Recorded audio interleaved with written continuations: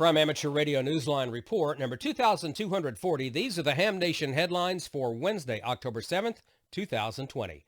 As Newsline went to production, hams were waiting to hear the outcome of an FCC meeting on whether to eliminate amateur radio access on the 3.4 gigahertz band. Newsline anchor Stephen Kinfort, N8WB, has more. The ARRL has urged the FCC once again to preserve ham's secondary status on the 3.4 gigahertz band rather than proceed with its proposal to remove amateur activity. In a recent phone call with FCC staffers, the ARRL reiterated the argument it had made earlier this year in formal comments filed with the Commission.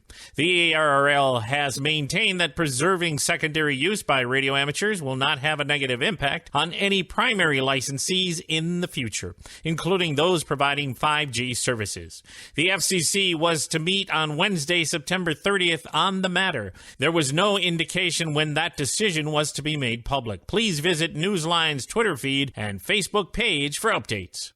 When it comes to planning for emergency coverage, hospitals and hams are a natural team.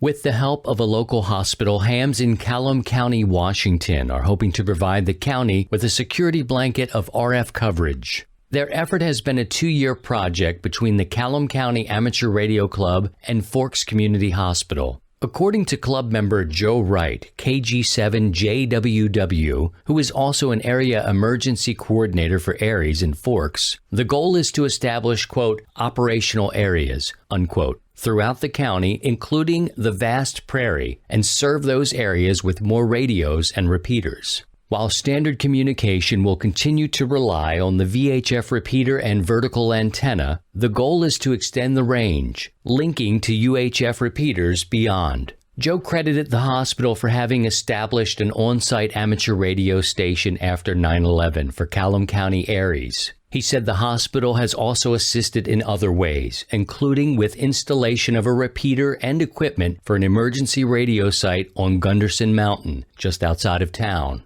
He told Newsline, quote, the new repeater location has significantly increased our coverage, unquote, and other expansions are in the planning stages. One of them is for a location that will cover the county's farthest northwest areas and cross over to Vancouver Island, British Columbia. For Amateur Radio Newsline, I'm Christian Kudnick, K0STH. Imagine 27 years on the job. The team behind a satellite called ARRL Oscar 27 has no trouble imagining it at all. The satellite just marked its birthday in space.